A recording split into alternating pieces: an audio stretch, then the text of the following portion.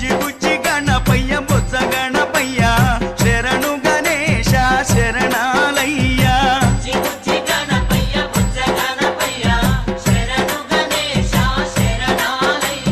ముజ్జగాలు ఏలే కన్నె మూల గణపయ్య శరణు గణేశ శరణాలయ్య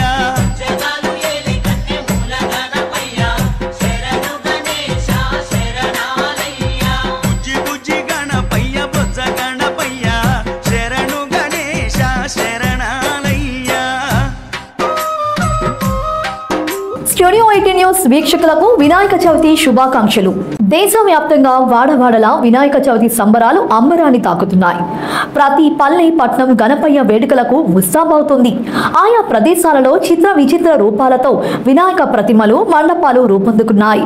రేపు ఉదయం నుండి బొజ్జ గణపయ్య వేదికలపై కొలువుదీరి భక్తుల పూజలను అందుకోనున్నాడు. ఈ నేపథ్యంలో విశాఖ సాగర తీరంలో సరికొత్త ఆలోచనలతో వినాయక మండపం రూపుదిద్దుకుంది. ఉత్తరప్రదేశ్ రాష్ట్రం అయోధ్యలో రూపుదిద్దుకున్న రాముడి ఆలయ నమూనా ఇప్పుడు విశాఖ సాగర తీరంలో కొలువు తీరింది. స్థానిక యువకుల ఆలోచనకు రూపంగా అయోధ్య రాముడు ఆలయ నమూనాతో బొజ్జ గణపయ్యకు ఓ అద్భుత మండపం నిర్మించారు. స్థానికంగా నివాసం ఉండే వ్యాపారవేత్త కనకరాజు ఆలోచనలతో సహమిత్రుల సహకారంతో యూత్ ఐకాన్ సంస్థ ఆధ్వర్యంలో విశాఖ ఉత్తర నియోజకవర్గ శాసన సభ్యులు విష్ణుకుమార్ రాజు తన్య శ్యామలాదీప్తి సంపూర్ణ సహకారంతో ఈ మండపం వినూత్నంగా కొలువుదీరింది. లక్షలాది రూపాయల భారీ వ్యయంతో సర్వంగా సుందరంగా అనేక మంది కళాకారుల సృజనతో రూపొందించబడిన ఈ మండపంలో సుమారు 40 అడుగుల మహాగణపతి కొలువుదీరి భక్తులను అనుగ్రహించనుండగా, మరోవైపు స్వాగత ద్వారం వద్ద శ్రీరామచంద్రుడి నిలువెత్తు ప్రతిమ, ప్రత్యేకంగా రామేశ్వరం నుండి తెచ్చిన రామసేతు శిలా సైతం భక్తుల దర్శనార్థం నిర్వాహకులు ఏర్పాటు చేస్తున్నారు. కాగా స్వామివారి దర్శనార్థం తరలి వచ్చే భక్తులకు ఎలాంటి అసౌకర్యం కలగకుండా భక్తులకు అన్ని సౌకర్యాలు ఏర్పాటు చేయగా, సకుటుంబంగా ఓ విహారయాత్రను తలపించే విధంగా వివిధ రకాల స్టాల్స్, మానసిక ఉల్లాసానికి ప్రతీకగా మినీ ఎగ్జిబిషన్ వంటివి ఏర్పాటు చేశారు. ఇక యూత్ ఐకాన్ భారీ మహాగణపతి విశేషాలను మా ప్రతినిధి భరత్ విశాఖ గణపతి మండపం ప్రాంగణం నుండి అందిస్తారు. చిన్న పెద్ద అనేటువంటి తేడా లేకుండా కూడా అందరూ ఎప్పుడెప్పుడా అని చెప్పి ఎదురు చూసేటువంటి వినాయక చవితి పండుగ రానే వచ్చింది. మండపాల్లో వినాయకుడు కొలువుదీరేటువంటి వేళ కూడా ఇక్కడ మనకి ఆసనమైంది. మరి ఇదేంటి ఈ సందర్భంలో కూడా మనకు విశాఖపట్నంలోనే మహత్తరంగా చెప్పుకునేది. ముఖ్యంగా కూడా ఎక్కడో ఉత్తరప్రదేశ్లో ఉన్నటువంటి అయోధ్యని విశాఖపట్నానికి తీసుకొచ్చి విశాఖపట్నంలోనే రామయ్య దర్శనంతో పాటు మనకి ఇక్కడ వినాయకుడి దర్శనాన్ని కూడా కల్పించేటువంటి మహద్భాగ్యాన్ని కూడా కల్పిస్తున్నటువంటి పరిస్థితి మనకు కనబడుతోంది. మరి ఇలాంటి ఈ సందర్భంలో ఇంతటి మహత్కార్యానికి కూడా పునాది వేసి ఈ కార్యాన్ని అంతటి కూడా తన కార్యంగా కూడా ముందుకు తీసుకువెళ్తున్నటువంటిది. ముఖ్యంగా కూడా రామకార్యం ఎంత పదిలమైందో అలాంటి రామకార్యం లాంటి కార్యాన్నే ఈరోజు సాధిస్తున్నటువంటి వైనాన్ని మనం గమనిస్తూనే ఉన్నాం. మరి ఇలాంటి ఈ సందర్భంలో నిర్వాహకులు మనతో ఉన్నారు, వారితో మాట్లాడేటువంటి ప్రయత్నాన్ని చేద్దాం. నమస్తే అండి, అసలు ఇలాంటి ఆలోచన ఎలా వచ్చింది, చేయాలనేటువంటి ఆలోచన ఏ విధంగా కలిగింది? అందరికీ నమస్కారం. ఫస్ట్గా ముందర మన రాజు గారికి మళ్ళీ ఆ టీంకి మనం ధన్యవాదాలు తెలుపుకోవాలి. ఎందుకంటే ఈ కార్యానికి అంతా మూలకారకుడు ఆయనే. లాస్ట్ ఇయర్ మనం చాక్లెట్ వినాయకుడిని ఏదైతే చూసామో అదేవిధంగా ఈసారి మనకి అలాంటి రామ మందిరం అనేది ఎలా ఉంటుంది, దాంట్లోని మన ముందర విఘ్నాలు అనేవి తొలగించే వినాయకుడు లోపల ఉంటే ఎలా ఉంటుంది అనే అనుభవాన్ని మనందరితోని షేర్ చేసుకోవడానికి రాజుగారు ఐడియాతో ముందరకు వచ్చారు. అలాంటి రాజు గారికి మాకు చాలా ఆనందంగా ఉంది. ఆయనకి మేము అంతా సాయ సహకారాలు అందించడం అనేది ఆయన చేసే కార్యంలో మేము ఇంత చేయమంత ప్రయత్నం మా వంతు సాయం మేము చేసాము. సో దానికి మేము రాజుగారితో కృతజ్ఞత భావంతో ఉంటాము. అందరూ కూడా మన వినాయకుడు అనేవాడు కులాలకి మతాలకి అతీతంగా ఉండే ఏకైక దేవుడు ఎవరైనా ఉన్నారంటే అది మన వినాయకుడు.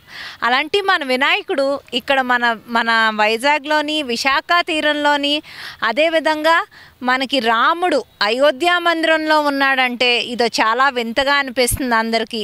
అదేవిధంగా ఈ వింత విచిత్రం అదే కాకుండా అనుభూతిని మనం తీసుకోవడం కోసం అందరూ కూడా తప్పకుండా వచ్చి సందర్శించుకోవాలని చెప్పి మనస్ఫూర్తిగా కోరుకుంటున్నాను. ధర్మానికి ప్రతిరూపం రాముడు, రామో విగ్రహాన్ ధర్మ అనేటువంటిది మనందరికీ కూడా తెలిసినటువంటి నానుడే. మరి ధర్మాన్ని మనం ప్రారంభించాలి అంటే తొలుత విఘ్నేశ్వరుని పూజతోనే మనం ప్రారంభం చేస్తాం. మరి అలాంటి విఘ్నేశ్వరుని సన్నిధిలో రాముడిని తీసుకొచ్చేటువంటి ప్రయత్నం చేసినటువంటి వారు ఇక్కడ మన దగ్గర ఉన్నారు రాజుగారు. మరి ఆయనతో మాట్లాడేటువంటి ప్రయత్నం చేద్దాం. చెప్పండి రాజుగారు, అసలు ఈ ఆలోచన ఎలా వచ్చింది? ఈ ఆలోచన చేయడానికి గల కారణం ఏంటి? ఈ ఆలోచన అనేది అంటే యాక్చువల్గా నేను లాస్ట్ టైం అయోధ్య వెళ్ళాను. అక్కడ చాలా ప్రాబ్లం ఫేస్ చేశాను.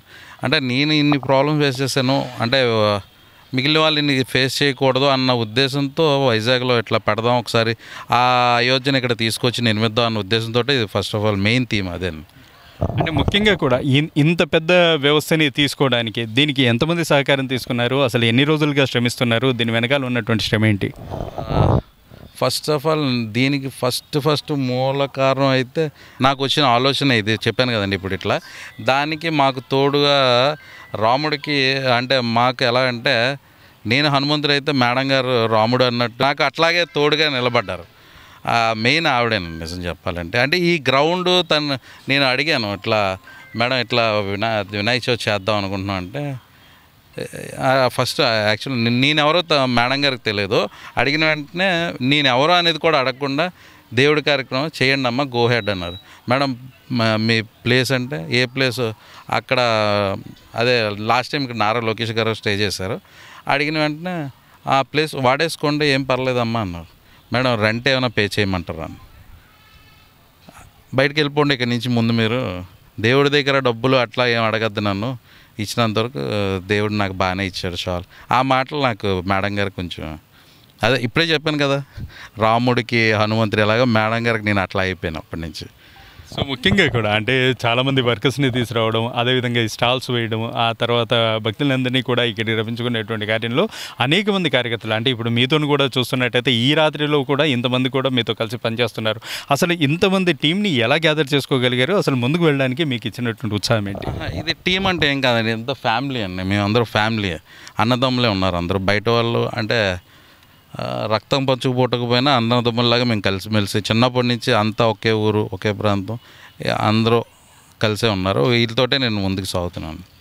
ముఖ్యంగా కూడా ఇంత వ్యవస్థకి మీరు చేస్తున్నటువంటి ఖర్చు మామూలుగా ఎస్టిమేషన్ ఎంత అవుతుంది? అసలు దీని అంతటినీ ఎలా భరిస్తున్నారు? భగవంతుడే దారి చూపిస్తాడు దానికి. మనకి రాముడి కోసం సీతాదేవి కోసం అందరూ కూడా వానరులు అందరూ కూడా ఎలా కలిసి కట్టుకుని వచ్చారో అలాగే ఈ రోజున ఈ కార్యక్రమం చేయడానికి అందరూ కూడా వానరుల కింద ఒక కుటుంబం కింద ఉండి అలాగే ఈ రామ మందిరాన్ని అలాగే మన వినాయకుడిని బాగా చేయడానికి అని చెప్పి ముందరకు రావడం అనేది జరిగింది. So I'm really very happy for his output అంటే ఈ రోజుల్లోని మనకి ఏదైనా అలంకరణ అని అంటే కానీ అందరూ రారు. సో అలాంటి అలంకరణతో భగవంతుడి మీద భక్తి అనేది చాటడానికి మన రాజుగారు చేసిన ప్రయత్నం మామూలుగా కాదు. అందరూ కూడా అలా చేయడానికి మనకు ఆలోచన వచ్చినా ఇంప్లిమెంటేషన్ వచ్చేసరికి చాలా కష్టం అవుతుంది. అలాంటిది ఆయన ఈ రోజున చేసి చూపిస్తున్నారు.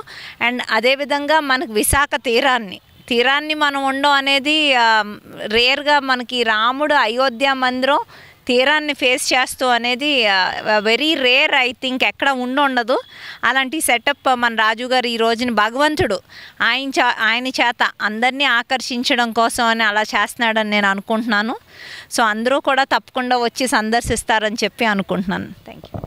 సో అయోధ్య రాముడి యొక్క ఇక్కడ వైభవాన్ని చూపిస్తున్నటువంటి విశాఖవాసులు కూడా ఎంతో పూర్వజన్మ సుకృతాన్ని కూడా చేసుకుని ఉన్నారు అనేటువంటి క్రమంలో మనం చెప్తున్నటువంటి ఈ సందర్భంలో మరోసారి నిర్వాహకులతో మాట్లాడేటువంటి ప్రయత్నం చేద్దాం.